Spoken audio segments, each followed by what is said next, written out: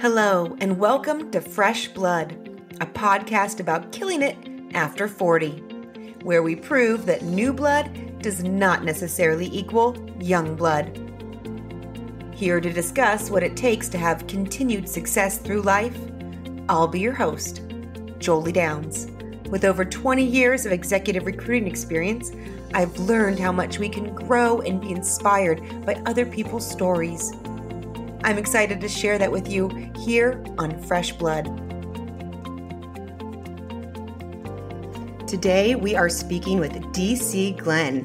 DC is half of the 90s hip-hop duo Tag Team, which made the song Whoomp, There It Is, one of the most commercially successful singles of all times, and a song that any 90s kid can begin singing immediately.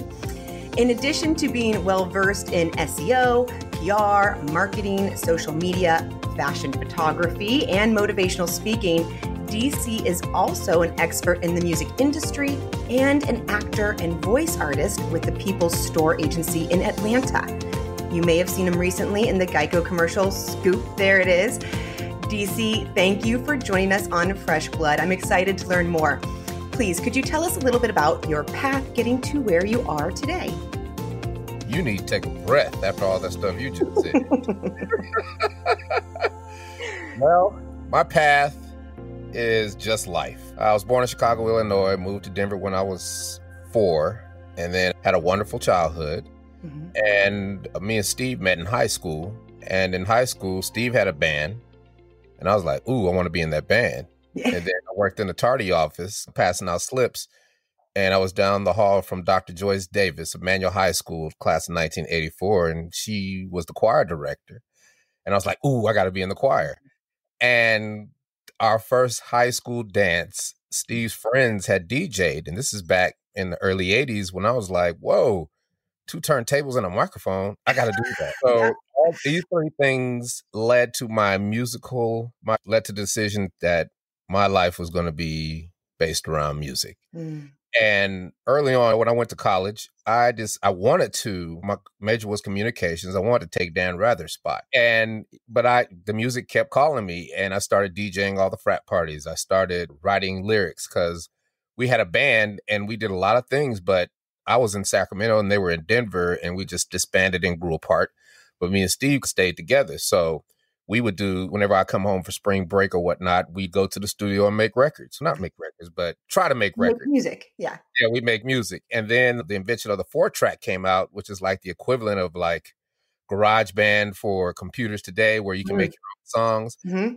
And that changed everything because I started making my own songs. Steve started making his own songs. And then as the progressions went on, Steve moved down to Atlanta to go to the Art Institute of Atlanta for music. And I came down there and visited him and had such a ball that I went back and packed up everything and came back when I finished school. So now I'm in Atlanta, Georgia. I'm supposed to go to get a job at CNN, but I see the clubs and the DJs aren't as good as I thought they were.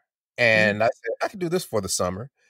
And I got a job DJing at a club called Magic City and never looked back. And that was the best thing that ever happened to me musically, because I could play my own records at the club, right? Mm-hmm. And I could test them with people and say, hey, you like this? You like that? And it just got me closer and closer. But we were in the Southeast, and the Southeast, you had to make booty shake. It was called bass music. And we realized this, and we ended up making a record. And it just so happened to be Whoomp, There It Is. It wasn't a Manhattan Project or any type of rocket science, trigonometry theorems and whiteboards. None of that. You made yourself, yeah. It was just a song about us partying on Friday night. And I love it. Now it is one of the, most successful records in, the history of recorded music. It's fantastic. And the whole beginning of it was difficult because everybody loved the record when I played it, but the record companies didn't know what to do with it. And I almost gave up. This is one because it was like a new genre. They didn't know, because everything was LA, New York based back then. Mm-hmm. So they didn't really know what to do with it. So it was real difficult trying, just listen to them run all of them, just spew all over themselves because they didn't understand what to do with it. So they let me along and it just irritated me and I almost gave up. But a young lady named Lisa McCall told me to call a gentleman named Al Bell, and he used to own Stax Records. For those who don't know who Stax Records is, that in the beginning there were 3 R&B soul record companies: Motown, Philly International, and Stax Records. And he had owned Stax Records. And the year before us, he had put out a bass record and it went gold. So what better marriage to have somebody who actually knows how to work that music, and then they know the music game. And I called him. He gave me a call back in a week, and I was real passionate. I said, Mr. Bell, you really need to sign us. I got a hit record. It's great. Please sign us. He was like, okay. I was like, wait a minute. You haven't even heard it. He was like, I don't have to hear it, brother. I hear it in your spirit. And I'll never forget those words because the passion is what got him. And that is what gets a lot of people about me. That's why I was an effective DJ, because anytime my voice touches a mic, there's something that happens. And he said, let's agree to agree. And I gave him my 2 weeks at Magic City, signed a messed up record deal. And in a month and a half, we were platinum, right? Wow. Isn't that incredible? Is that everybody thinks it's the starstruck stardom, too fast, too quick. You know what I mean? But it wasn't for me, because I was already a DJ. Yeah. Right?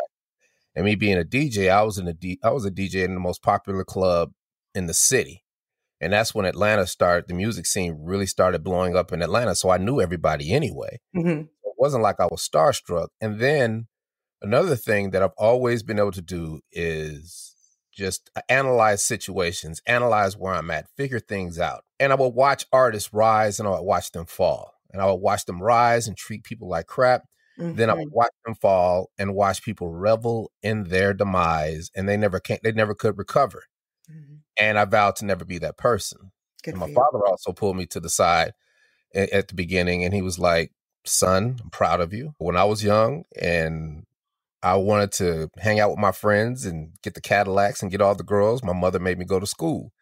And I was mad about that. But now I have the Cadillacs and they're all broke, right? He said, this will end. Don't chase it. Don't chase the ghost. Don't chase the fame. Don't chase what you had, because everything rises, everything falls in varying degrees. And I remembered that. So for me, I was always even keel. We never act like stars, because I understood, and I didn't want that type of tension on myself. I didn't have to have that. I've had love all my life. I've been a DJ all my life. So the things that most people need when they think they're doing this, I didn't need. So for me, it was just about the craft and about the money, of course. And I had my fun. Don't get me wrong now. I had my fun. I'm sure. But because I could keep it together, when adversity hit me, it wasn't as serious as it could have been, because we were in a 20-year legal battle over Whoomp, There It Is. That's crazy. And really quick, I want to hear about this, but I just want to applaud you and your parents for being able to have such a strong understanding of really life lessons that take people years and years to figure out at such a young age, and really embodying that at a young age. So I just wanted to applaud you for that really quick. My parents are everything. I am the reason that I am who I am, because my mother and father worked me like a dog. I'm telling you, brother, but they did it in a way that was reward and consequences. And the consequences weren't dire, but they were things like, if you don't clean your room, you can't watch TV tonight. If you don't go to church, you can't play football with your friends on Sunday. Those are the things that really hurt. We're going to give you $5 a week for allowance, and you still going to get that, but we're going to take things away from you that really mean something. And you test them a couple of times. But then what happens is you grow up not fearing work. And I'm 8 years old, and we have a blizzard in Denver. We're one of the only families that has a snowblower, so my brother do ours real quick. Then Mr. Grant is struggling next door, and we go do his. And then we do everybody in the block. We just said, forget, we're going to do everybody, because we had a snowblower. It was easy. And that whole week, when we come home from school, or just they see us out, hey, come here. Here's $20. I appreciate you doing my snow. $20. And that's where my hustle started. Yeah. Because I realized that all I had to do was work, but my parents had conditioned me so well that work was work and work was what had to be done. I became very good at getting a bunch of money just by doing things that other people wouldn't do. Oh, isn't that the truth there? So, cut the lawn, cut the hedges, shovel the snow, everything. Wash my dad's car. Hey, Dad, wash car for $10? Yeah. All right, cool. There's always a way to figure it out. There's always a way to figure out. And then in my teen years, I started coming up with tactics. People would always say, man, I want a job. I looked all around all the city all day. And I was like, really? How many places you go to? 4? I was like, man, you picked the hardest way to get a job. It was like, you got an easy way? Yeah, I can get you a job in about 10 minutes. Watch. Go give me the yellow pages. Pick in the yellow pages where you want to work. All right, here we go. Start calling people. Hey, how you doing? Are you hiring? Okay, thank you. Hey, are you accepting applications? Okay, cool. Hey, are you accepting applications? Oh, really? Okay. Are you hiring? Yeah, man, this girl just quit on me. You can get here today. I got a job for you. Boom. Took me 5 minutes. And now you got a job, right? That's my simple thing. And I've developed those things over the years, and I call it learning how to learn. It's not enough to just learn, right? It's not enough to just read a book, but I'm talking about learn how to learn. Like, perfect example of today. I get a long email. I read the first 2 lines. I start daydreaming. I act like I have dyslexia because I don't want to read it. I'm lazy. And I don't read it. And then I procrastinate on that email. And it might be something important. But I don't do that anymore because I have AI software where I dump that email into the AI software. And now it reads to me while I'm checking on my other emails. Oh, that's fantastic. Then it gets good to me. Wait a minute. Okay. Now I'm reading along while it's reading along to me. And now I'm retaining more information because you're hitting all the senses. You're listening, you're reading, you're understanding it more. You're coming up with scenarios, you're figuring out. Every time I get a script for acting, I throw it in AI and just let it read to me, just so I can daydream and figure out what the scene is about, what I want to do, how I want to do it, who's the character, what's going on, what I can apply to it, because I'm not busy reading it. Right now, I will read, but some things where we all have different senses and they all get heightened from certain things. And if you could figure that out, I could take this podcast, throw it in transcription, throw it in AI and get a transcript of it. Like I told you earlier. And then if I need something written, throw it to the writers and they write it. And then they send it back to me. I'll take they write grammar. I use writers so I can have it grammatically correct. But when it comes to the sauce, that's me. But then I send it back to them to have it grammatically correct. Because I am a good writer. I just grammar wise, it gets in the way. I just want to write. I want to tell the story. And that's what I do. Yeah, this is great. It's very true. Learning how to do learning. It's just, you don't have a good memory. You do a memory. You're not a good learner. You do learning. You learn how to learn. I love that.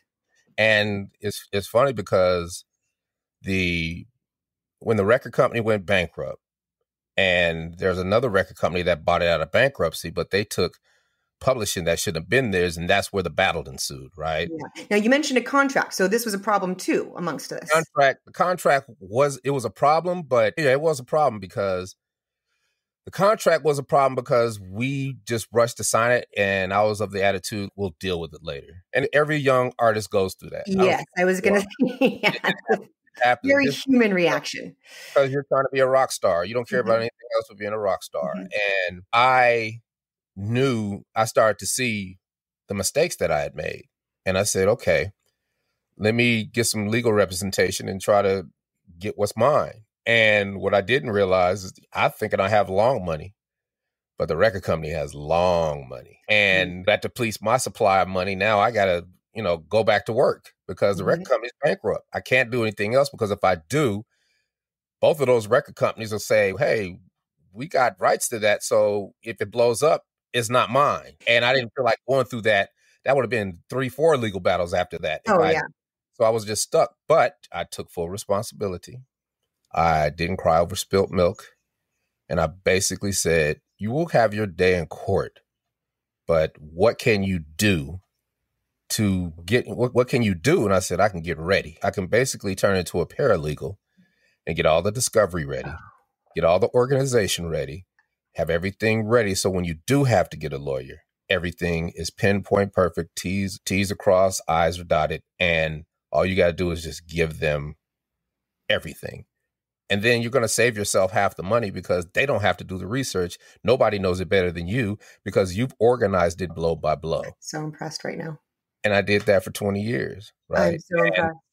Yeah, and because look, most people learn how to learn. Yeah, see, most people would be so frustrated. They would be so frustrated, and a lot of people would have let that affected them in a very negative way. Oh, yeah, there's a lot of artists that are old and bitter to this day. Exactly. They're old and bitter at us because we've been successful. Yeah. And I'm like, but see, here's the thing.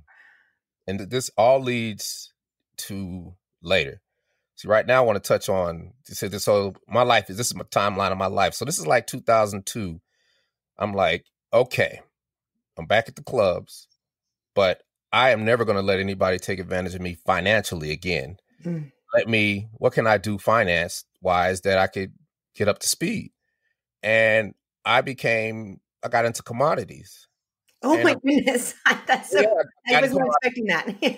I got into commodities and Forex, and then I actually became a licensed commodities broker. Did you really? Yeah. And see, people think, wow, you passed the test. Yeah, I passed the Series 3 test. That's right. But here's how I do that when I have to get certifications and stuff. I will go and fail the test the first time just so I can understand what's on the test. Right. That's really good insight right there. Yeah, and then I'll try to take it again because you can take it as many times as you want. Well, you take it 3 times, and then I failed it by a little bit the second time, and then I passed it the third time. Now, all I care about is that I know what I'm doing and I passed it. But that was a way for me to learn as I was going, because if I had tried to study all that and spent all that time and didn't pass it the first time, that would have just been a waste of time. It's all about time. I'm still DJing. I'm a vampire because I go to work at 8 and get off at 4 a.m. So it's a little difficult. This lifestyle is it's fun, but it's a little difficult. And once I did that, I went and worked at a brokerage while I'm DJing, but it wasn't for me. Yeah, it wasn't for me because, and here's the thing, because I was who I was, every big house was like, he knows all the stars. He knows all the athletes. He knows everybody. He can bring us money. So let's hire him just on the strength. So this was like at the beginning where they had online trading and all of that. And I had people come from San Francisco and set up my computers so we can trade in the daytime. But then I realized it wasn't for me because I'm selling financial instruments to people and I don't even know what they are. And that's not, my integrity wouldn't allow that. I said, I want to start a hedge fund. I don't know what a hedge fund is at all, but I want to start one because I hear everybody talking about hedge funds. So let me start a hedge fund. So how do you start a hedge fund? You've got to have somebody manage all that money. So why don't you call a couple of hedge fund managers and see if you can get a meeting? And that's where I act like a star. Hey, how you doing? I'm DC from Tag Team. You might remember the song Whoomp, There It Is. Yeah, I remember that song. Hey, man, I'm trying to set up a hedge fund. And I'm thinking about having a meeting with you guys because I can get you Dominique Wilkins. I can get you Primetime, Deion Sanders. I can get you all the athletes. I can get you TLC. I can get you everybody. They would invest with me. And I just want to know, I'm looking for somebody to manage all this money. And then it was like, yes. So I have a meeting in New York, San Francisco, LA, and Nevada. And I go to Las Vegas. Guy picks me up at the airport. We're talking, having a good time because, I'm dealing with fans now, right? Because this is 10 years afterward. And all the people that had just gotten out of college, they're coming up in their, respective crafts. And we get into this boardroom and everybody's telling me their Whoomp, There It Is story. Then we get down to brass tacks. And I'm like, so why should I let you guys run my hedge fund? And they're like, oh, DC, this is the best company going. We got this and we're going to do this for you. And we're going to do that and this and that and this and that. And what they don't realize is while they're pitching me, they're teaching me. And I went around 4 times. And by the time I finished, I knew what a hedge fund was. And it wasn't for me because to me, it's just intellectual gambling. And I'm a terrible gambler because I don't do that. And that's what it felt like to me. And I couldn't have a reputation where I took people's money and lost it. So it wasn't for me. But, like when you drop a bomb, you have collateral damage, destruction. I call the reverse where you do something and doesn't quite work out, but it's not that you failed. It's just that wasn't for you. And I call it collateral sprinkles. The good things that came from it. So the good thing that came from it is 2000, I would watch CNBC, didn't know anything about finance. 2002, I could watch CNBC all day and understand everything they were talking about.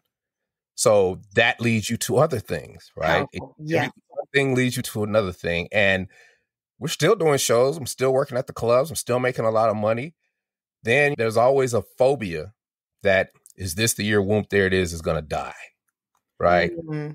And I'm sitting in a movie theater and I'm looking at Will Ferrell dance on a table, my song, in a Christmas movie. And I'm like, there it is, will never die now. Right? It's going nowhere. Every year. That's when I knew it was evergreen, right? Yeah. Now, the responsibility is not to anyone. It's up to me to make my own money because I still have a hit record. Mm-hmm. I have a forever hit record, so it's up to me. So that's why, I was in the big self-help thing in the 2000s. Mm-hmm. Robert Kiyosaki and Anthony Robbins and Zig Ziglar. I went through all the books. And you go through all those books, certain things stick, most things don't, right? Because you have to make it custom to your life. Yes. But sometimes it's not about changing your life. Sometimes it's about making your life a little bit more custom and adding things to your toolbox, right? Exactly. Changing a little something inside of you. Something, tweak, stuff like that. Mm-hmm. And I remember this book. I can't remember the name of it, but I remember this story. And this is the thing that changed my life. Guy wanted to open a pie shop, but he was like, how do I do that? Let me go work at a pie shop. Started as a busboy, came up through the ranks, making pies, did that for about 3 months, left, opened his own pie shop. Then he franchised the pie shop. Then he sold the pie shop for $20 million. He called it Getting in the Corridor. If I'm DJing, how do I get in the corridor? Always and forever, I have never been just a DJ. I am your sound guy. I am your light tech. I do all your flyers. I do your television ads. I do your video. I do your social media. I do your marketing. I do your SEO. I do your websites. I do everything that I can do. And then I make myself invaluable. Mm. And that's my message to everyone. If you're in a dead-end job where you can't stand your job, you're thinking about it the wrong way. You make yourself invaluable to that job and do way more than you're supposed to, because the stuff that you do serves you later. People used to say, DC, why are you doing all this? You don't make no money off of it. Why are you doing photography? Why are you flying to LA to learn how to retouch? You don't make no money off of it. I was like, okay. Everybody's, you're always like this. You're all over the place. Blah, blah, blah. Jack of all trades, master of none. But if you live long enough and you hustle long enough, all those hustles become one. Yes. And they serve you. And some of those trades you become very masterful at. Mm-hmm. And then it's all you. It's custom. I said, I'm going to make a business plan for this club and I'm going to be their marketing. So I could say, okay, I'll do a business plan. I think I just got to write a paragraph. This is what I want to do and how this is. No, that's not how you do a business plan. What? I got to come up with figures. I got to do this. I got to see how much this is. What? But I did it. It took 6 months. Figured it out. Yeah. I had a coach that helped me, but the guy who helped me, this guy is Jim Williams, American Business Development. He had taught me about credit. And then he taught me about corporate credit, because one of those get in the corridor type of situations is you need to run your life like a corporation. So why not start a corporation that is your life? And that's what CLG Investments is. So now I'm like, okay, so what I got to do? You got to learn accounting. You got to learn bookkeeping. You learn all the little pieces that go to it. I know QuickBooks inside out. I do my own bookkeeping because I can never find a bookkeeper to do my bookkeeping. I am a monster at QuickBooks, and it has made my life so much better because I know where every penny goes. Yeah. Knowing where every penny goes and not slipping on that, you just stay. It keeps you so fiscal that you just never really get in bad shape. So I'm running my life like a corporation. I do the business plan. I go into my boss's office. I buy a projector and a screen, and I do a PowerPoint presentation, drinking a Tangerine orange juice because I'm in the club.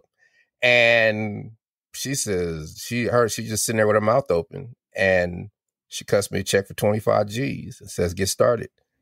So now when I get started, now I get to learn SEO. I get to learn all these things that a marketer knows, but I get to learn in real time while still making money, getting paid and making money doing this and So you making money. pitched this before you knew how to do it?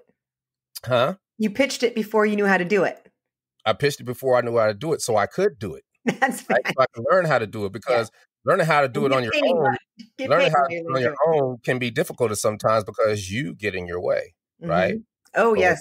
when you have to learn it, when you're learning something and you have to learn it because you want to be better, because you want to be the number one club in the city. You want to show that all the things in your intellect and all the things, your hustle has proven to be formidable to anybody who wants to do what you do, then that is what drives you. And here's what spawns off of that. I'm doing the marketing. So 2008, 2009, I said, I'm doing these radio spots, but I want to sound like they sound on television. I need to start taking voiceover lessons. So I start flying to New York, start flying to LA, trying to get the best coaches. And I'm thinking I could just whoomp, there it is, my way through it and learn in about a year. And it was the most difficult thing and still is one of the most difficult things I'll ever do because it's hard. What makes it difficult? It's very difficult. It's very difficult because I've been yelling on mics all my life. You know, I the nuances now, huh? Yeah, I go from yelling in front of 50,000 people to very quiet for mic, right? Yes. And it took years, but I didn't quit. I got frustrated. I thought it was my coach's fault. They're not coaching. My humor back then was out of control, but I stuck with it. And all these little series, because I'm in the club and I'm learning inside the corridor. Now, 2010, 2011, I get a call from a New York Times reporter talking about everybody thinks Barack Obama's in your music video. Gawker wrote an article. And now and I'm like, how did you even find me? And she was like, I really couldn't, but I kept with it. And we did a whole week of press, CNN, NBC, Stephen Colbert show. We did everything. And I had nothing to show for it. And it hurt me because nobody could. What do you mean you had nothing to show for it?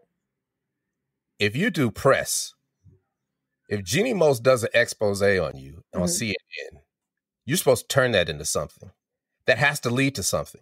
If you do NBC, ABC, if Stephen Colbert does a segment on you, that has to lead into something. Somebody needs to be able to, I'm not saying that the world's going to come to you, but somebody's going to see that and be like, I love that.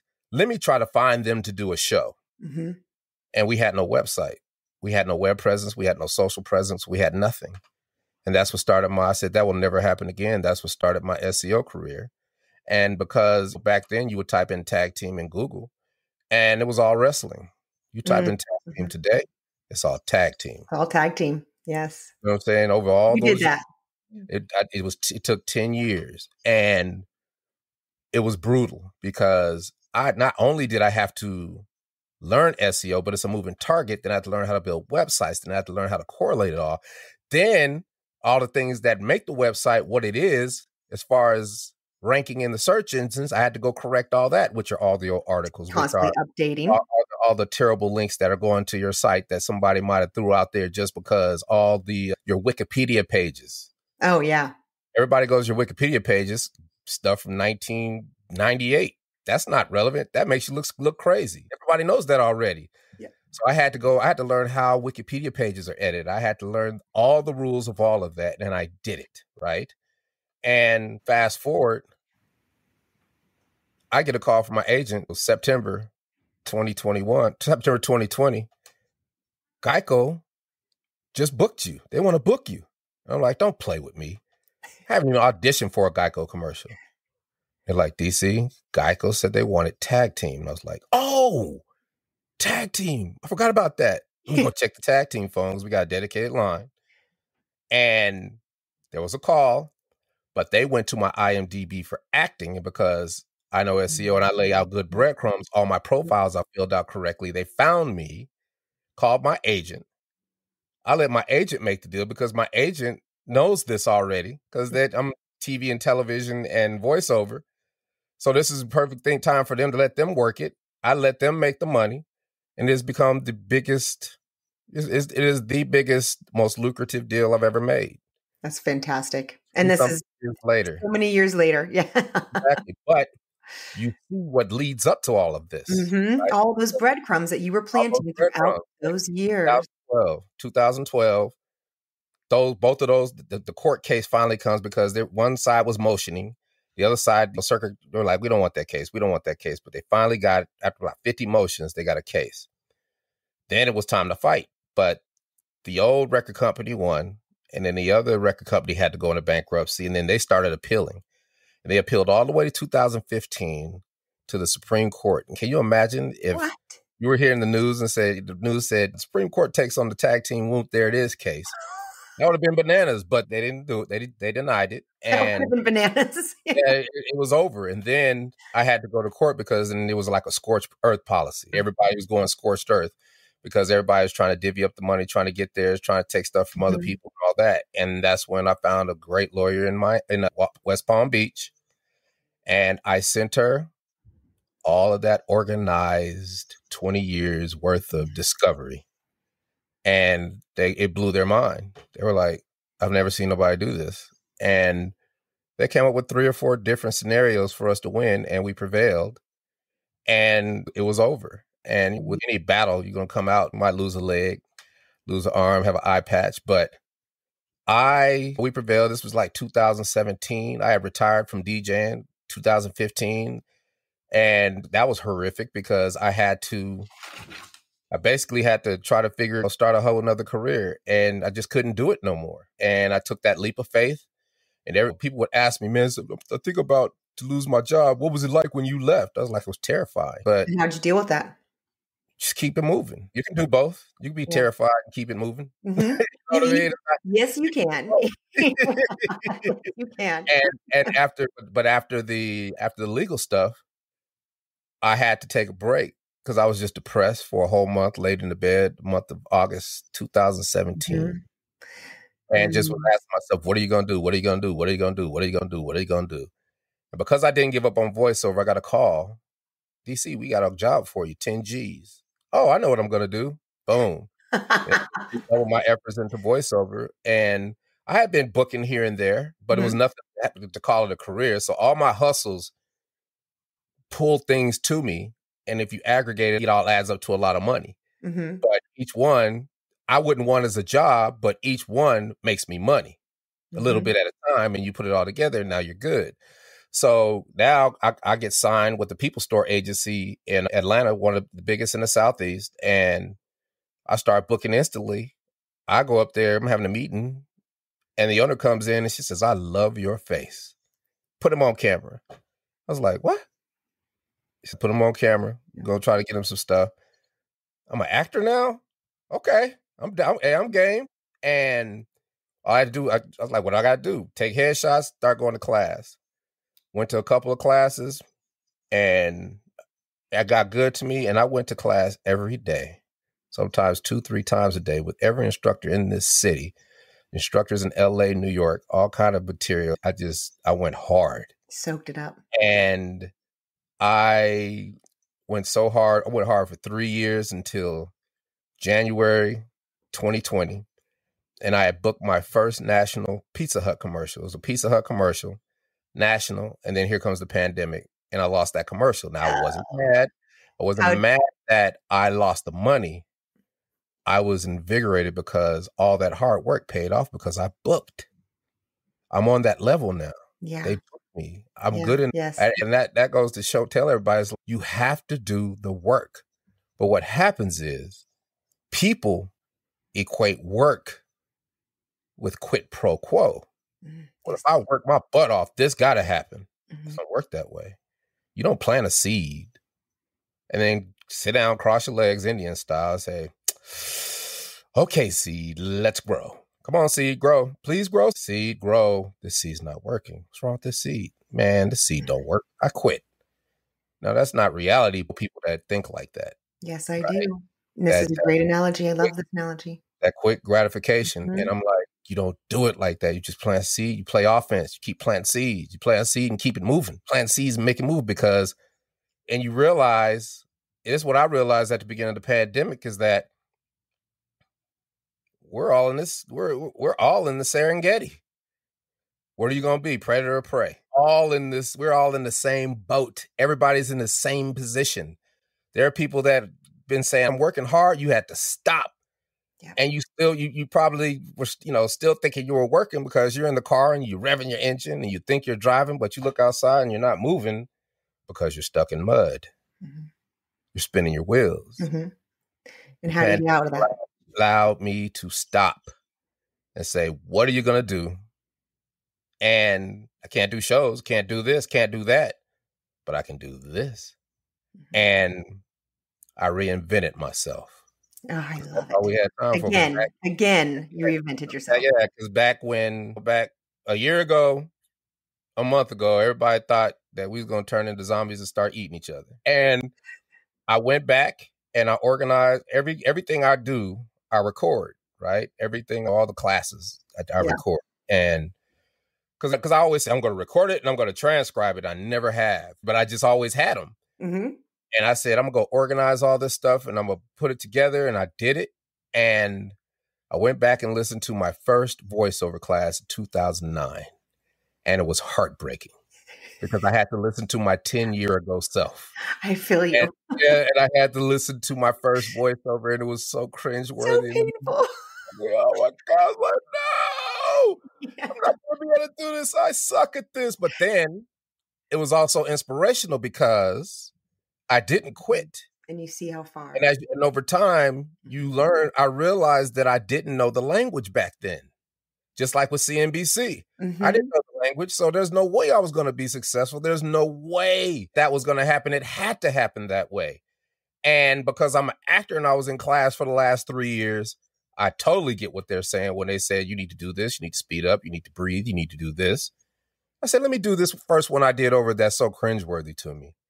I did it, took their notes, and it was angelic because that was the first time in my life that I ever had mastery over my voice. Mm. For the month of March 2020, I went through 40 2-hour sessions day and night, took notes, reinvented myself, and became a great voiceover artist. Started booking instantly. Then here comes April. One of my LA coaches calls me and says, hey, I'm casting this movie in Nebraska. You want in? I got a part for you. Yeah. I go to Nebraska. I shoot my first movie called My Corona about life it's just a romantic comedy about living in Corona. But then on the top of that, they're shooting a documentary about shooting a movie in the time of Corona.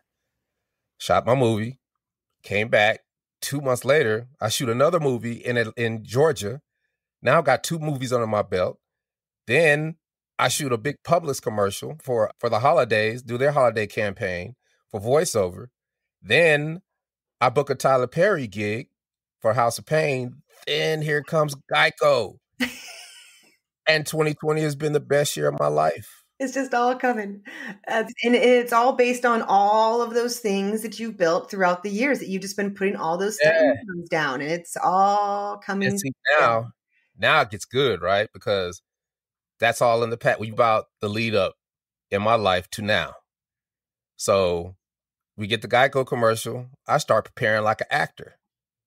And I said, I know what I have, but I'm not going to be able to be privy to the things that Salt and Pepper and everybody else was because Salt and Pepper did theirs 2014. They've been touring to the pandemic.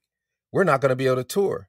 So most people was like, at least you got a Geico commercial. Be happy about that. I was like, no. I said, I'm going to take these lemons. I'm going to make me a lemonade corporation. I'm going to franchise it.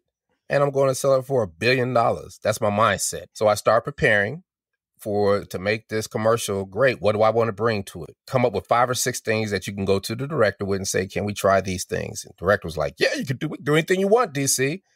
And I was like, this is our production meeting the night before. I'm trying to make a spin and scoop. I couldn't find nobody to make it, but there's other stuff I could do. No, it'll be done tomorrow. Whoa.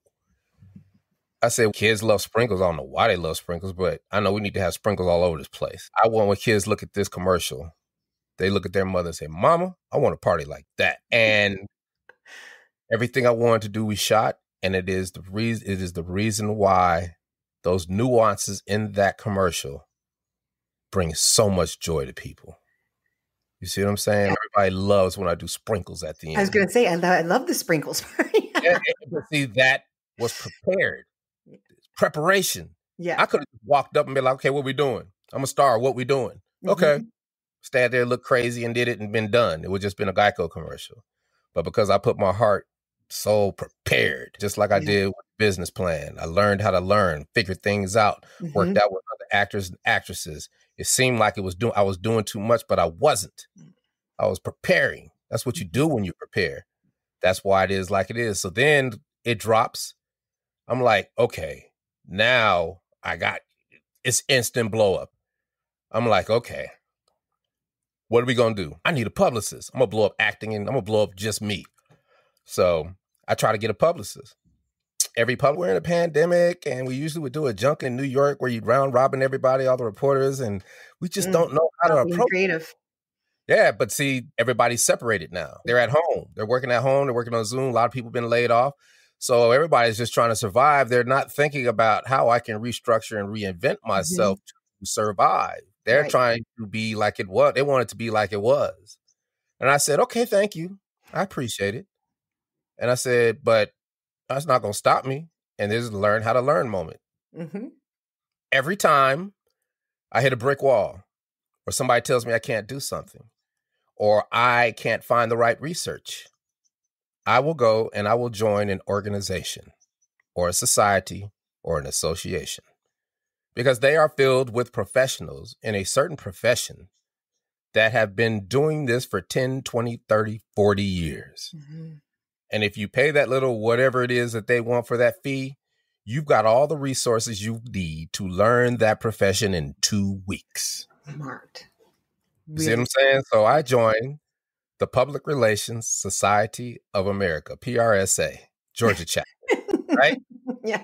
And exactly 2 days in, I jump on a Zoom call with the CEO of this firm, big firm, and I know a little bit about public. I know I want to do public. I want to do press releases because I do SEO. I'm doing the press releases for the links, but I want to know. I know what I know about press releases, but I wanted to verify. So I raised my hand. I say, "Hey, our press release is still relevant?" And they're like, well, "What's it for, DC?" And I'm like, "I'm featured in a national Geico commercial called Scoop. There it is." I said real slow. I said, "Scoop. There it is." And I'm looking at the chat, and it's, wait a minute, that can't.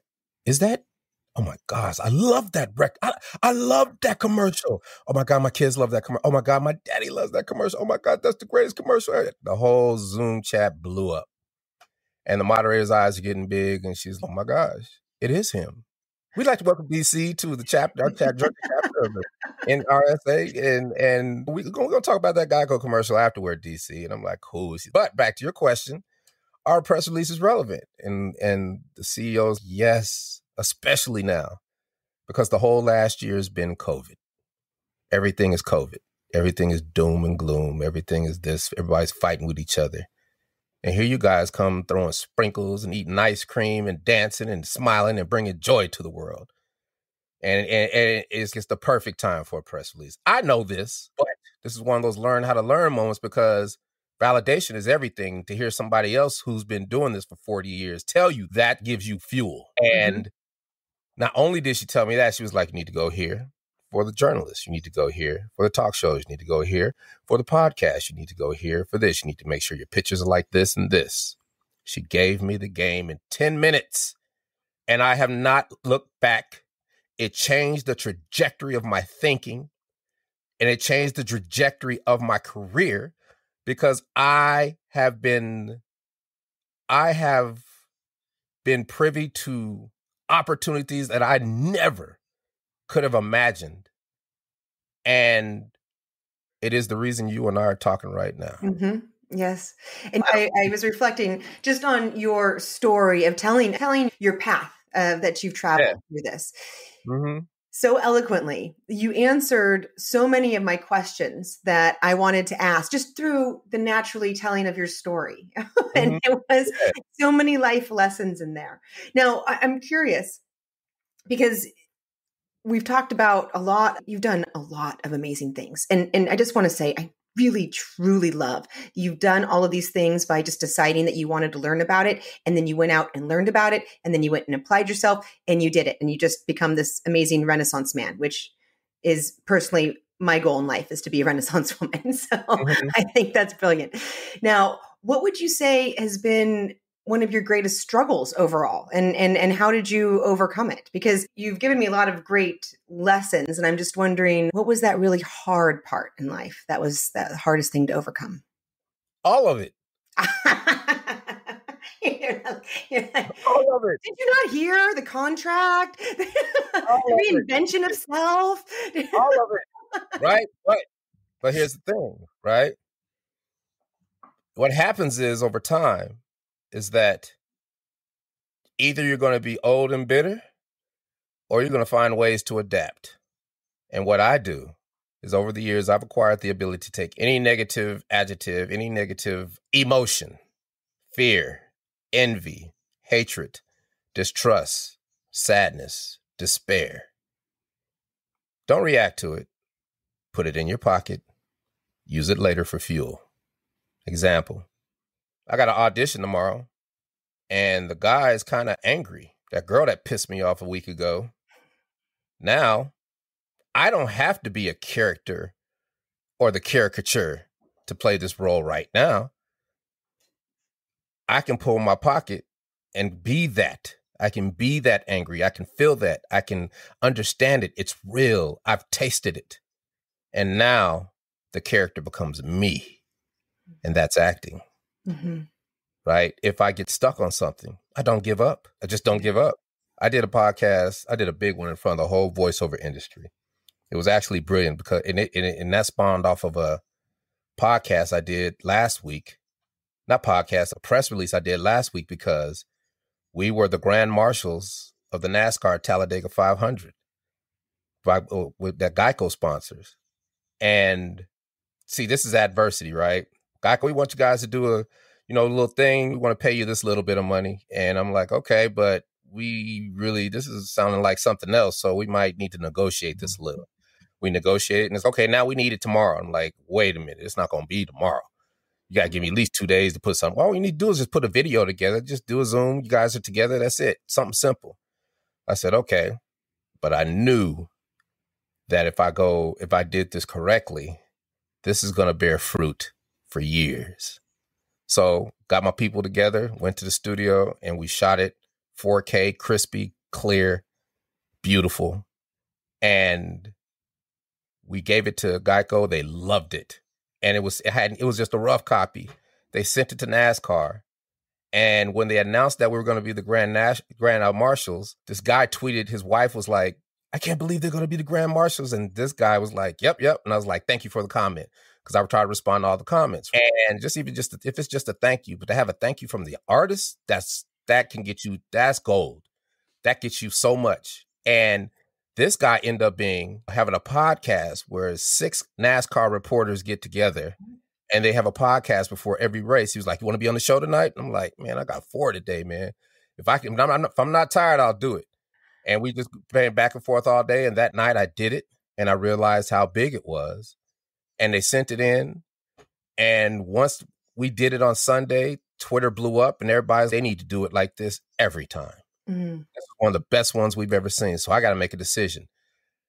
I should have done the press release Thursday, but do I do it Monday or do I even do it at all? I said, I can't pass this up. I did it Monday. Did the press release Monday, wrote it out, didn't get it out till Tuesday at 11 a.m. As soon as I dropped it, once it aggregated, 300 entities picked it up. Wow. And now everything starts happening. Where everything starts buzzing, opportunities start coming. I signed with a brand new agent. I signed for voiceover. I'm signing. It takes this podcast I'm going to be on Thursday and basically just gives it rocket fuel. And now that podcast aggregates through LinkedIn and now the whole world knows. And then I give one of the most passionate podcast performances I ever did on that Thursday. And people are still talking about it. You see what I'm saying? Yes. This has nothing. That has nothing to do with Whoomp. There it is. It's all hard. You tell me that wasn't traumatic going through. You know what I'm talking about. Going through something like that. And I'm the artist. It's not like I have a publicist doing that for me. And I even hired a couple of publicists just to have extra hands because it was getting too much. But I also wanted to see what they would be able to do for me. Mm-hmm. And I know, and I was doing double what they were doing because I am creative. I don't take no for an answer. I keep pushing. I don't have a tool belt. I don't have a tool box. I have a tool shed. Yes. Walk in my tool shed, you're going to be like, what is that for? You do have a tool shed. What is that for? And see, what happens is, and that comes from having control of your emotions. Another thing that happens is, oh, that's big right there. Having control over your emotions. Control of your emotions, because another example, you've been in an argument with somebody, or you've probably been this person at times in your life where you might be not sure of your point, but you keep arguing yourself into a rabbit hole just so you can win the argument. Yes. There are people that do that all the time. Many of these people. I don't do that anymore because I love being wrong, because being wrong does a couple things. You learn. Right? Huh? You learn. That's the easy part. It does two things. One, it destroys your ego and it destroys your pride. And you're dying inside because you want to keep going. You want to prove them wrong. You're like, how dare you? I know what I'm talking about. But you let it go. And what it does is you let them argue themselves into that rabbit hole. And now they're stuck in that rabbit hole because they think they won. But now they're stuck because they believe the crap that they were trying to convince you of. And it happens over and over and over and over to their living in reality, and they can never move forward. Mm-hmm. For me, I let that go, but I'm listening, but I let it go. And now I'm on the path to being right. Mm. Being wrong is the path to being right. Always. You bridge the gap, right? And since the pandemic, it changed my life. This is the biggest way it changed my life. We all beat ourselves up about mistakes we've made in our life. We all beat ourselves up about the missed opportunities in our life. We all beat ourselves up about things in life that, while they're there, they are relevant, they are hard to deal with. You can go back and correct them. And even if you can learn from them. 1995. I'm in the deep bowels of Disney teaching Mickey Mouse and Minnie Mouse how to rap. The husband and wife team of Mickey Mouse and Minnie Mouse, because we did a Mickey on rap, right? That was my first foray into voiceover. What a great experience to have under your belt right there. Yeah. And it's called Whoomp, There It Went. And I'm sitting there with Mickey Mouse and Minnie Mouse, and we're chopping it up about voiceover. And I used to say, man, you were right there. All you had to do was say, who do I talk to about voiceover to get in voiceover? You would have saved yourself so much time, but doesn't matter, because this week, I just signed one of the biggest voiceover agents in the country. Mm-hmm. So it's not a missed opportunity. That's how it's supposed to be. Sometimes we're just not ready. You got to understand that sometimes we're just not ready. I'm sitting in the office, president of New Line Cinema, with my manager. And he's telling me, yeah, we think about casting you for something, because him and our manager went to college together. We might want to use you for this. And I'm like, what is it? You're like, well, right now it's between LL Cool J and Wesley Snipes. It's a movie called Blade. It's a vampire movie. I was like, okay, cool. I don't know. I'm not taking it serious. I'm like, okay, whatever. I beat myself up for years because I was there. I could have just said, yeah, I'll do it, and just winged it and been like, I'm there. I am an actor. I've shot 2 movies. I'm in 3 TV shows, documentary. I've only been acting for 3 years.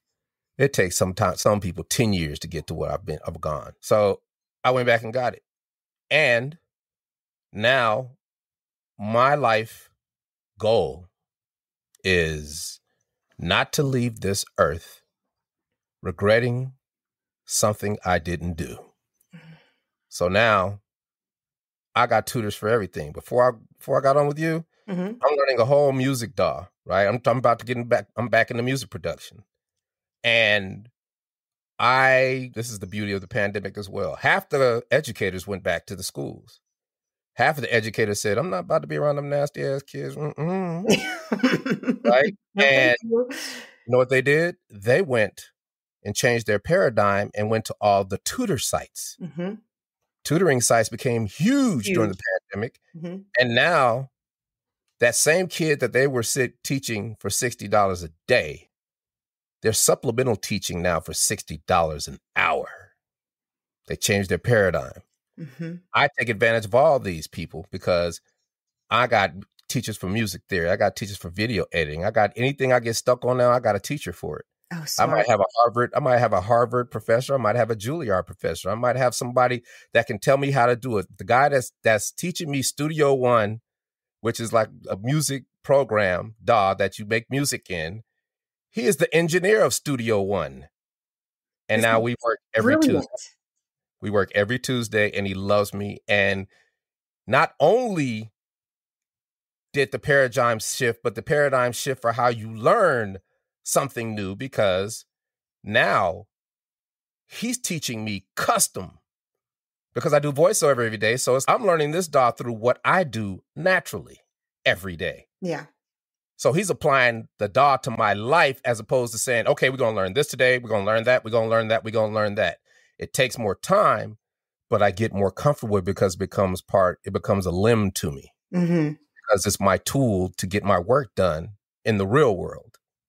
Really you do your life like that. So you have to reverse things. You have to flip things. Mm-hmm. Now, I'm so good at this. Now I'm making music again, right?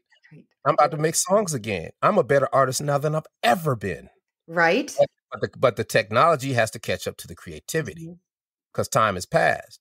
That's one of those things I always regretted. I was like, man, why did I just, because I had a chance to do a song for the 96 Olympics when it was in Atlanta. But because I didn't take the time to go into music school and learn how to, be an engineer, I had to rely on other people and it never got done. And I missed out on a perfect opportunity to have a song in the Olympics. And what'd you learn from that? Parents in town, but I always beat myself up about it. Yeah. But now I'm correcting that, which I thought was a problem and a weakness in my life. And now it's not. Now it's reinvigorated me. Yes. Giving me purpose. Because there are no mistakes. There are no missed opportunities. You just weren't ready. And that's okay. Yeah. Okay. And it's funny because people, like when you were talking to me, when we first started talking, you were telling me things and I'm like, you're telling me how people are thinking and people think like this and this is why you help. And I'm like, it's so simple. The other night when I was doing that podcast, people asked me some of the most incredible questions and they're blown away when I just tell them the answer. Like, girl was like, how do you not give up on voiceover? It's so hard. Why don't you how do you not give up on it? Don't give up. You know what I mean? It's like, everybody's looking at me like, ting, ting, ting, ting. The light bulb came in their head. I'm just like, no, you don't give up. Ever. If it's what you want, you keep moving. Ever. You keep moving. You play offense because everything is helping everything else. I've planted so many seeds in my life, knowingly and unknowingly. And now they're all coming back at the same time. And now I stand before you in a forest of opportunity, the likes I have never known possible. It's amazing. It's amazing. Out of all of these things, and you've given us a lot to think about, what do you think is really key to the overall continued success through life? Play offense. You got to play offense. Mm-hmm. Can't be reactive. You got to throw yourself out in the universe. Yeah. I've been throwing myself out there since the beginning of this Geico commercial because I knew this Geico commercial was going to get hot and then it was going to end. But I'm working harder now than I worked ever because I went hard. I took advantage of it. And now I can get my own press. All I need, this is what a press release is to me. Press release is a Trojan horse for me. All you need is a great headline or a good story that catches people's ears. And the title, the reason I dropped it on a Tuesday instead of a Monday, because it took time for the title. The title got rejected. And the writers were like, they're on a comeback and they're back in the limelight. And I'm like, no, it's not that. This ain't not the story. This is no Phoenix from the ash. No, this is perseverance, steadfastness, tenaciousness, thinking quick on your feet, never giving up. This is that story. Yes. The final headline is Grand Marshals tag team continue to inspire at the Geico 500. Perfect.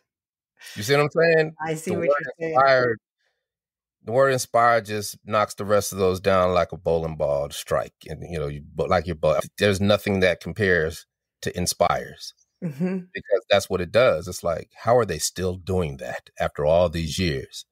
And it's because we didn't quit. If you don't quit, you never know what's going to happen. 100%. Yep. And that's the key. It's simple. And a woman from my high school called and said, would you please tell these high school kids, I just need a little quick quote from you. I was like, there ain't no quick quotes from me. I said, you need to sit down because you're going to need to write this out. She said, what would you tell them? I said, there's one thing that's universal.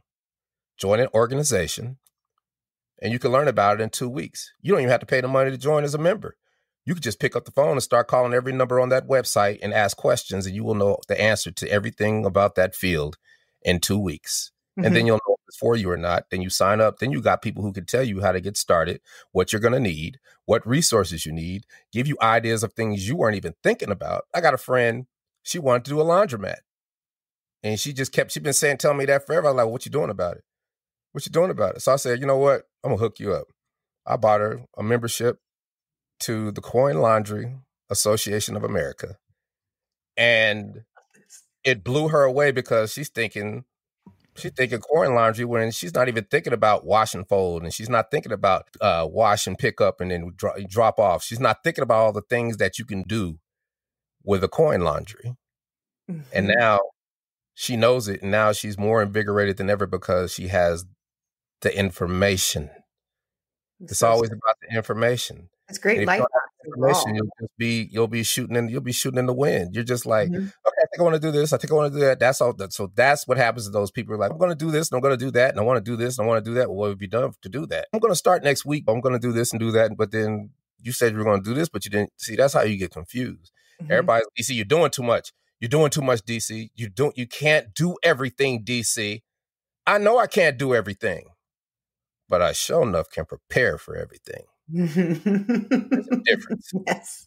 Because I don't know what's coming my way because there is no quid pro quo. I don't do things to get I do things to prepare. So if I prepare for it, when it comes to me, I'm halfway there and then I can just go rigorous on it. And now I can do it. It's not far-fetched. And then that goes back to thinking differently because now what I do, and this has happened recently, I can't say it's always happened, but now I've learned the ability to, when people give me excuses, you thank them because those excuses are solutions. If you can come up with a solution to their excuse, you put that in that tool shed, you're good. Ooh, that's powerful. That's big. That's what happened to me. I lost 100 pounds, right?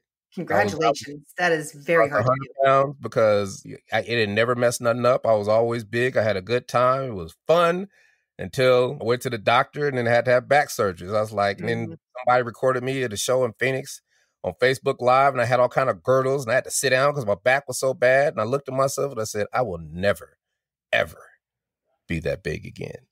And I started, and I called the doctor. I was like, give me some pills, doc. There ain't no pills. We're going to do...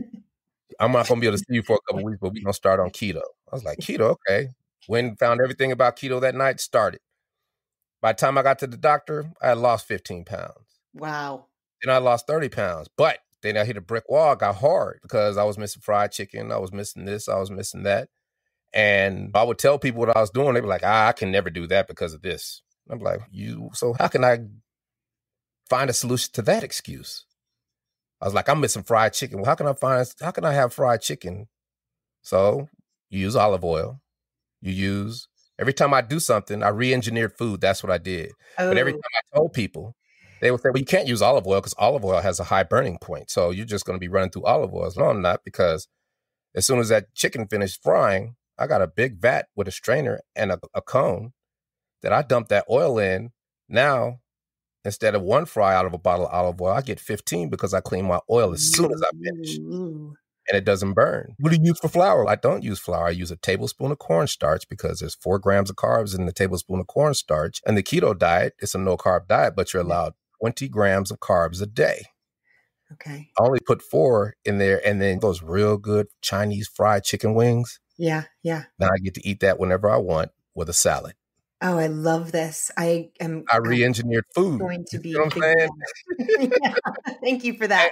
I was missing pizza. And it was like, DC, you could do a cauliflower, and I'm not doing no cauliflower crust pizza. Okay, tell me what No. you did with pizza. So with the pizza, the ingredients don't have no carbs. Italian sausage don't, pepperoni don't. You got just about 3 marinara sauces that don't have sugar in them. And then cheese doesn't have carbs in it. So all the ingredients, you just have to find the best ingredients.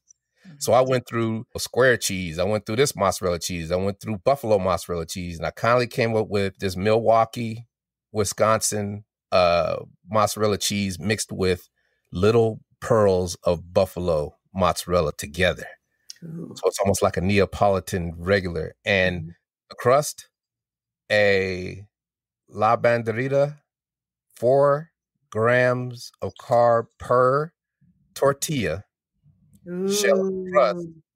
You put your toppings on top. You get you a rack that has holes in it, like you would put if you put on with the chicken and stuff like that. And then you put that on with some parchment paper and put it on. You put it in. 25 minutes later, you got a Pizza Hut thin crust pizza. Ooh, I'm all over that. Wait. So not only can you do fried chicken like that, you could do pork chops like that. You could do steak like that. You could do this like that. You could do that. Anything you fry, you could do like that. You could take the residual off of the chicken because it's a wet coating. So you could take the residual off the chicken, dump a bunch of onion rings, a bunch of cut up onions in there, get the rest of the stuff out of the bag, and then dump it in the oil. And now you got onion rings with your fried chicken and a salad. DC, I was going to ask you, out of all the things you've learned, what you feel is the most important. But I feel like you almost already answered that you started this whole thing talking about learning to learn. And throughout, you have just consistently shown us all the things that you have learned because you learned how to learn. Would you say that is the most important thing, or would you say that's something else? I think differently. I don't take no for an answer. Like I don't quit ever. I don't quit ever. If anything, I adjust and turn something that might have been planned for this into something else that serves me. But what about someone who doesn't have that, doesn't feel that ambition internally? Is there any advice that you'd give someone who's having a hard time finding that ambition? Don't react. Okay, so think about it. What did you just say? Anybody who's having that hard time finding that ambition. Well, if you're having a hard time, don't react to that hard time. Put it in your pocket and use it. You have to revert. You know what? This is what keto is, right? This is what happens. Your body loves sugar, and we eat sugar all the time. And so what happens is your body is, okay, I love Kool-Aid. I love this. I love that. If you stop Kool-Aid, well, I'm still getting what I want because if you eat pasta and all that other stuff, that turns into sugar. That's how people get obese. Because they don't realize that carbohydrates and sugar are 2 different things, but they are the same thing. So you're eating double. Yes. That's how you get fat. But when you starve the body of carbohydrates, what happens? Your body goes crazy and then it shuts down and it feels like losing weight. But then all of a sudden your body can't take it no more and your metabolism switches. And now the thing that was your hindrance is now your strength, which is the fat. And now the fat is the fuel supply. Now the fat is what helps you live. Now all the fat cells open up and now all that juice is released and it's released in several ways out of your body. And now you start losing weight. I lost weight so fast, I was looking like a Shar-Pei dog. That's how bad it was. And I had to slow down. But I was working out at the same time, but it was that rapid.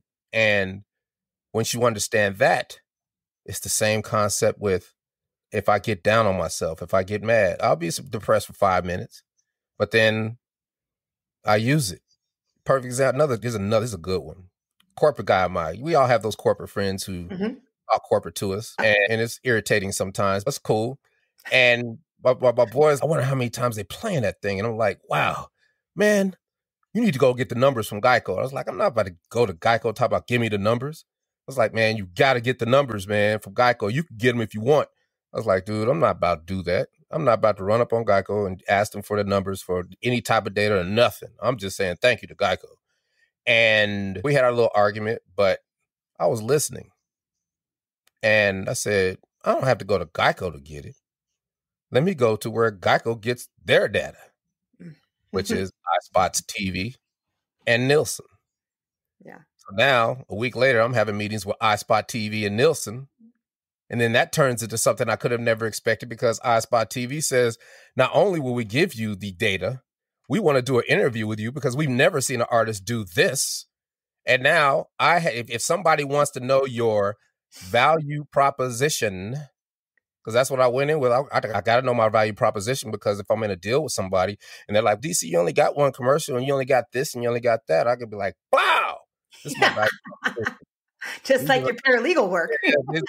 This is the data. This is how many conversions it was. This is how many times this is the happy index. This was the love index. This is how many times DVR was around. This is how many times kids loved it. This is how much adults loved it. This is how much old people loved it. All these numbers are here. Now pay me my money, because you have no excuse not to pay me. Yep. That's what a value proposition is. Your worth, your value. Then I went to Nielsen. They want to do the same thing, but they want this much more. I'm like, whoa. But then, no, DC, but we got subsidiary companies that work with us that get the same information, and they're for 90% less. So we're going to hook you up with them. So now anytime if you get in that situation and you need us, call us. We'll hook you up. Everybody's ready to work with you, and we'll put together you a presentation so incredible that any deal you go into is going to be, they're going to be hard pressed not to want to deal with you just because you came with this presentation. Mm. That's collateral sprinkles. Yes. That's collateral sprinkles. That's listening. See, I could have went down that rabbit hole of the argument and been stuck there, right? Yes. Uh-huh. Be like, I'm never going to Geico and ask him for that. But then I thought differently. So when you're depressed, when you're down, whatever you are, that's stopping you from getting you what you want, reverse it and come up with a solution. Then this is what I've learned recently. Reverse it and say, what is the most fantastical, superfluous, fantasy-filled, fantasy-filled, pie in the sky solution to the way I'm feeling or to my problem? Oh, so you want to do this and have jelly beans and sprinkles and all this, everything, the most far-fetched thing you could think of as a solution. Then you work your way back to practicality. Now you're halfway there. I love it. You got to think different. I always think solutions. Like people, it's funny because, and this is how I test it. Next time somebody is telling you all their problems, say, hey, heard all your problems. What is your most far-fetched fantasy solution? What is the solution to all your problems? What is it? If you could have the perfect world, what would that solution be? What? They're so busy in their problems that they haven't even thought about thinking about a solution. They're never going to figure it out because they love reveling in their problems. They're not stuck. They're stuck because they're stuck. It's like everybody now. You can see this pandemic two ways. I see this is what most people see it. Everybody's sitting around waiting for it to come back the way it used to be. And if you are sitting around waiting for it to come back the way it used to be, you will be sitting around waiting for it to come back the way it used to be, while I'm standing there looking to a frontier of opportunity, of making my own thing custom, of living my dreams, of everything is new now. If your Zoom game on, think about it. When we first started this pandemic, we was what? Skype and Zoom. Now you got Zencaster, you got, I'm on 10 platforms all the time, different platforms, right? Mm-hmm. Paradigm has shifted. Everything is shifted. Everything is new. Now you can make your own lane. It can be custom. Now you can make another lane, and that lane is going to get you to your promised land of that. Then your lane is going to get you to the promised land of that. Now you got a highway, and it's your highway. Now you can go anywhere you want to go. It's a new frontier. People don't even get it. And it took years. And here's the thing. My responsibility is to do this every day and tell everybody the things I wish somebody had told me when I was a young man. Thank you for that. Not that I would have listened to him, but I wish somebody had told me. Because well, and hopefully, like you said, even if you argue with it, sometimes it sits there. It sits there and percolates. So you're planting those seeds, and even if they're not ready to listen right now, your story will stick, and hopefully they'll listen soon. But I think different. This has been amazing. Honestly, I feel like your story is a collection, an epitome of living all the things that I've learned through this podcast, of all the life lessons of what you're supposed to just embodying all of that in a person. And it's really beautiful. You can see how it benefits your life and what you're able to do when you just open yourself up to these different things. And I am so grateful to you, because the one thing that our conversation does for me is that I've gotten so much smarter, and I am a better man than I was an hour and a half ago, because I've figured some things out. Sometimes you learn more through just talking to people and having a conversation. You learn about yourself. You learn about other people. You're telling me other people's situation, scenarios. When you tell me something general, that means everybody's thinking it, right? You wouldn't say it. You wouldn't say it in a general way if there weren't a lot of people saying it to you all the time, because they say it to you so much it irritates you. What is that?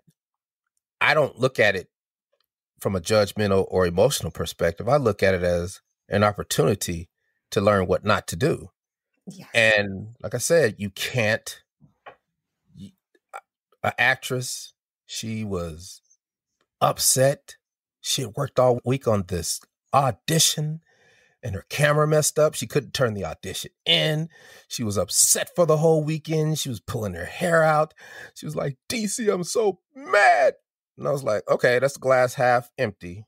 What's the glass half full? What? So what's the glass half full? What do you mean? What is the glass half full to what you just told me? I don't know. You tell me. I said, you did the work. You did the work. You did the work. I said, you want to get that audition? That's how you got to go into it. You did the work. Yeah. I don't ever think I'm going to get an audition when I do it. I want to do more auditions, because I know the path to my success is through auditions. So if I got to do 1,000 of them, I'm willing to do it. You got to put in the work. You just put in the work. Even if I don't turn an audition in, or if I'm late, I still do the work. I still do the audition. I just don't turn it in. I'm still doing the work in my head. It's so great. You still do the work. Yes. Because everybody quid pro quo. If I do this audition, I'm going to be a star. No, you're not.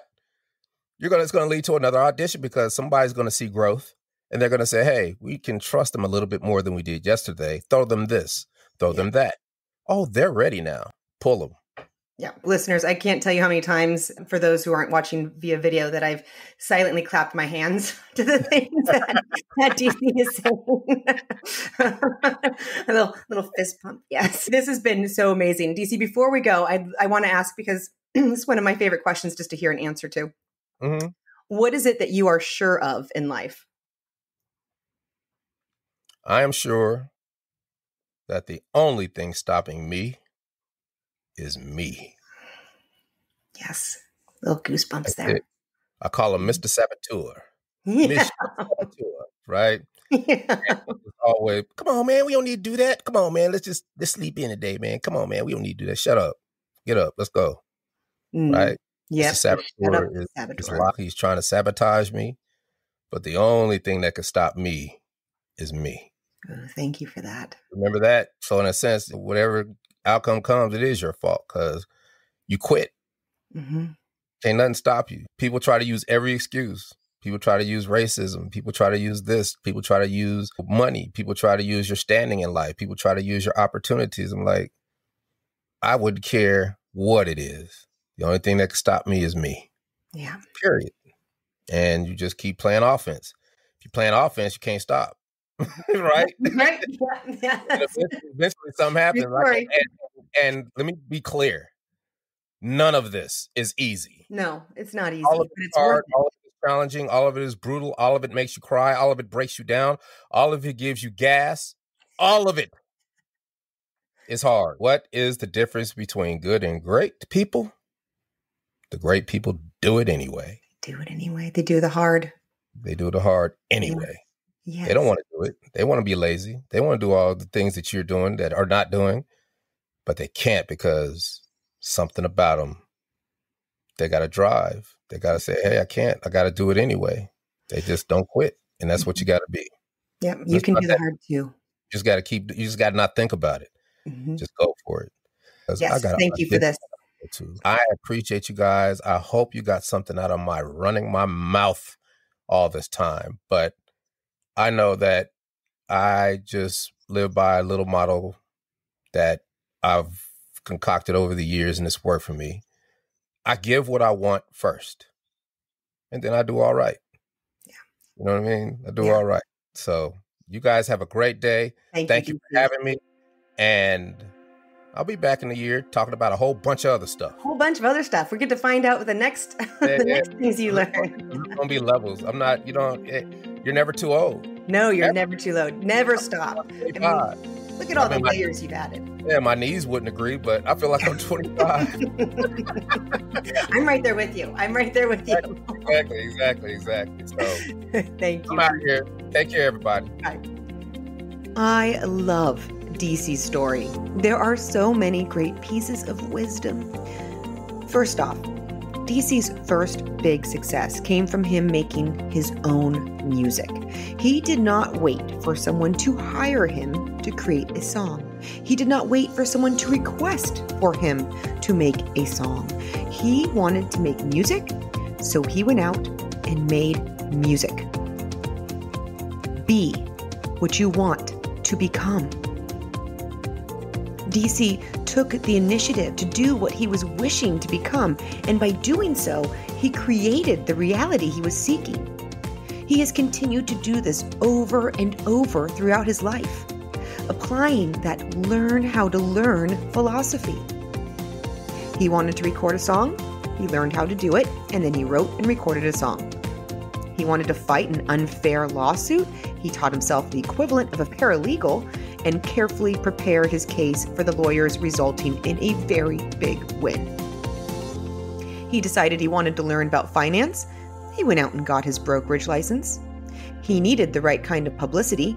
He went out and learned how to do PR, marketing, SEO, and everything else needed to create his own publicity machine.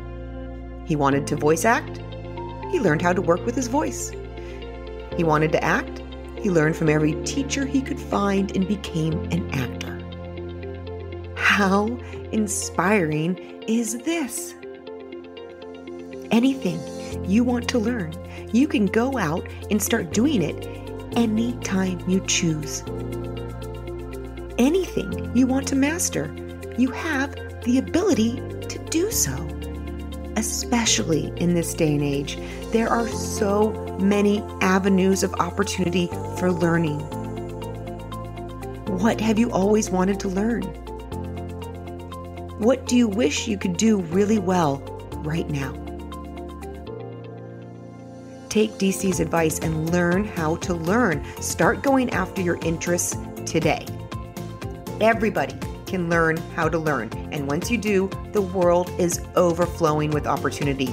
Learning is a practice, just like a good memory takes practice, or enhanced creativity takes practice, or the right mindset takes practice.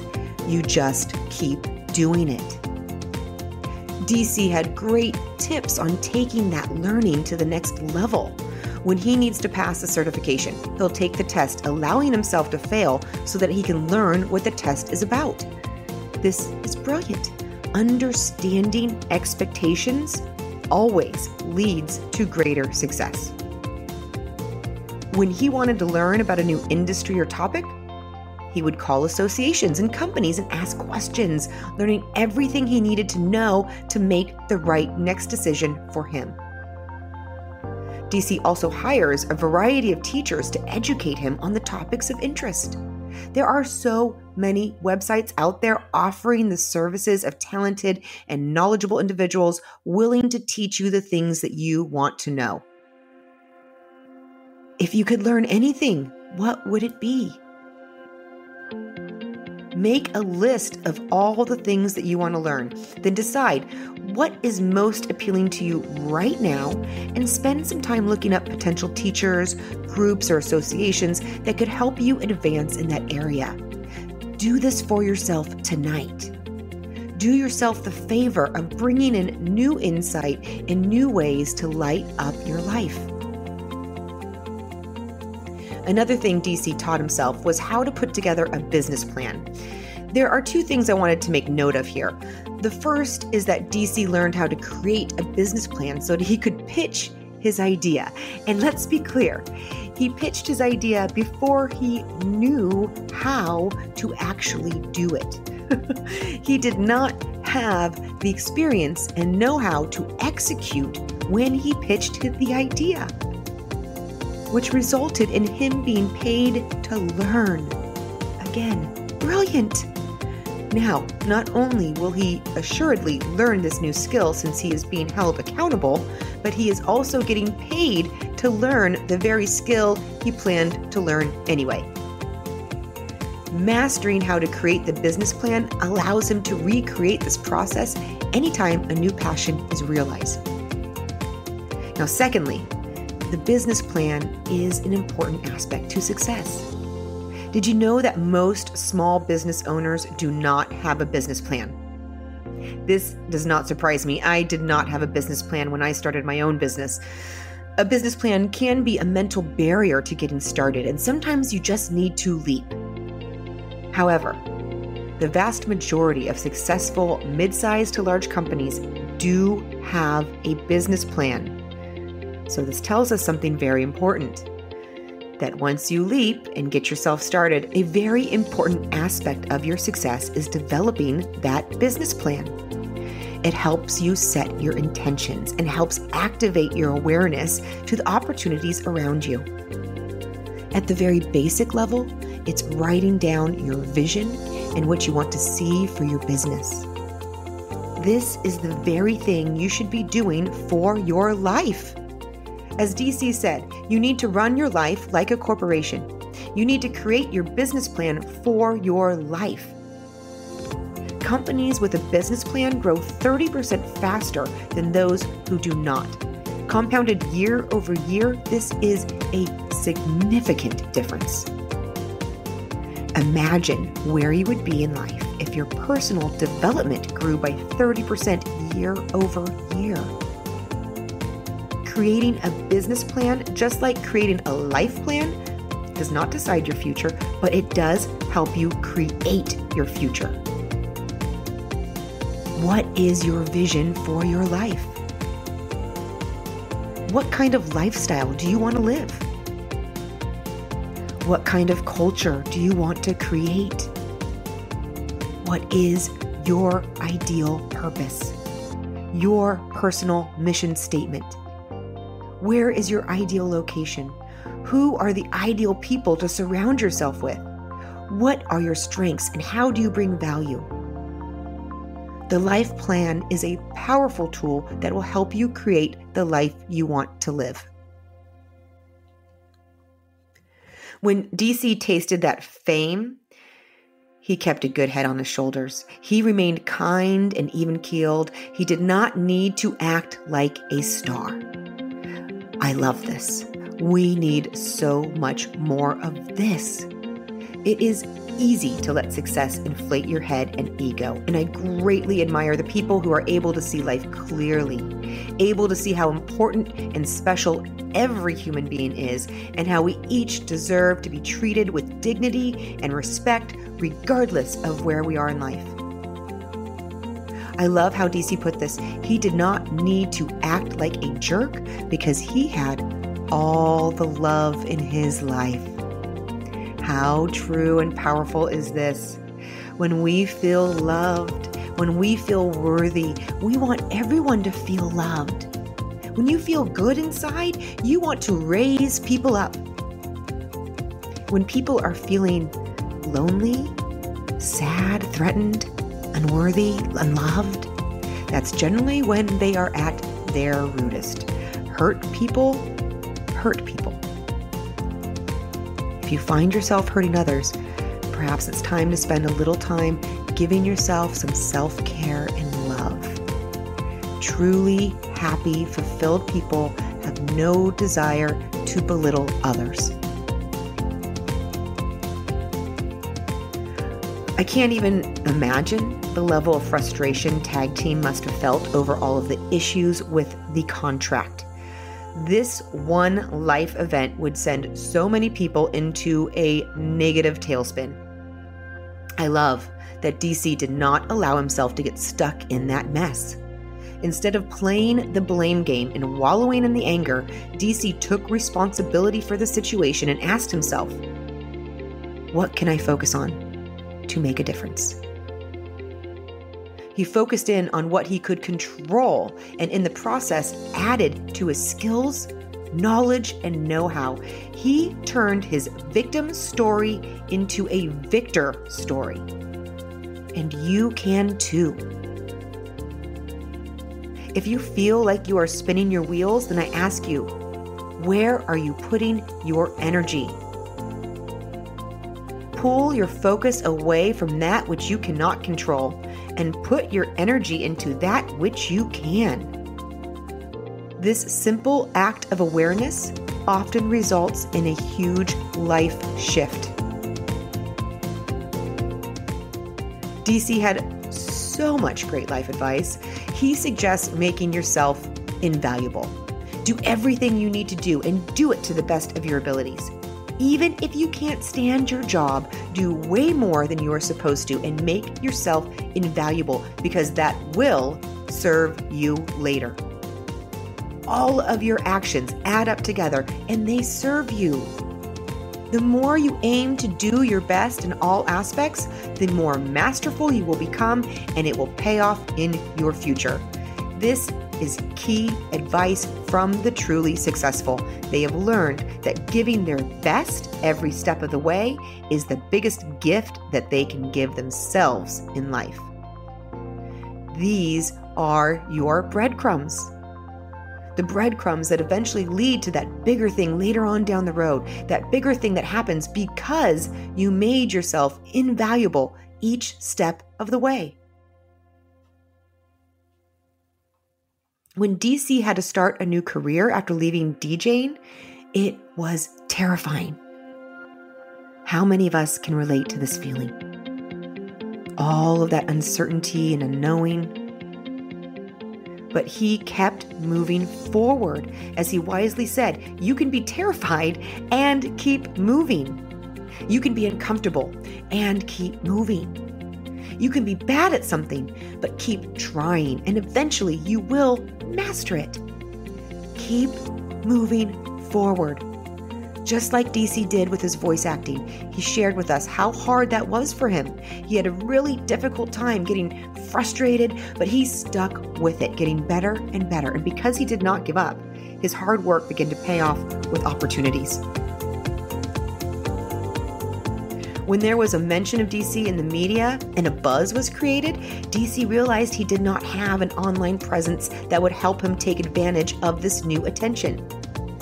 He could have beat himself up over this. He could have done nothing and considered it a missed opportunity.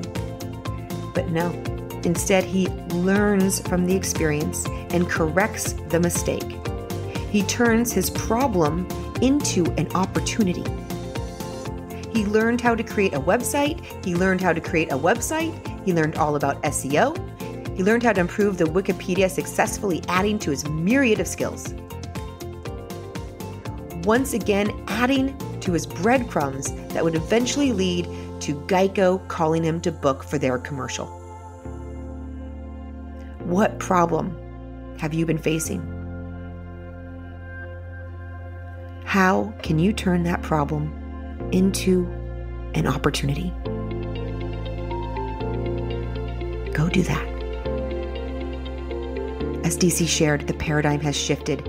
Everything is new and the possibilities are now only as limited as your imagination. I loved DC's story around the Geico commercial. DC could have easily showed up to that commercial and done whatever was told of him, executing, yet not shining. But DC came prepared. He put thought, passion, and all of himself into the project, and that is why it has been so successful. What kind of thought and preparation have you been putting into the things that are important to you? After talking to DC, I admit, I have been stepping up my thought and preparation game.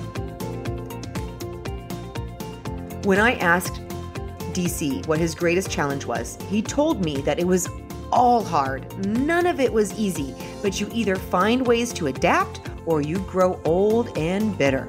And how true is this? As DC said, through life, for continued success, you have to keep playing offense. You just don't stop. You do the hard work and you don't give up. What is the difference between good and great people? The great people do it anyway. They do the hard anyway. As DC said, this is no phoenix from the ash story. This is perseverance. This is steadfastness. This is tenaciousness. This is never giving up. This is that story. I will leave you with DC's final thought. Give what you want first, which embodies how he has lived his life. He decides what he wants to be, he embodies it, and then he becomes it. That is my wish for us all, that when you know what you want, you have the courage to be so that you can become. Until next time.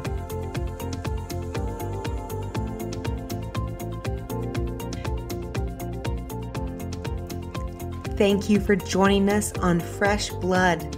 Subscribe and follow us on all streaming services, including Apple Podcasts, Amazon, Spotify, Google Podcasts, and Player FM. You can also follow us on Facebook and Instagram at Fresh Blood Podcast. If you liked today's episode, please consider giving us a like and sharing with a friend. I hope you make today a most fulfilling day.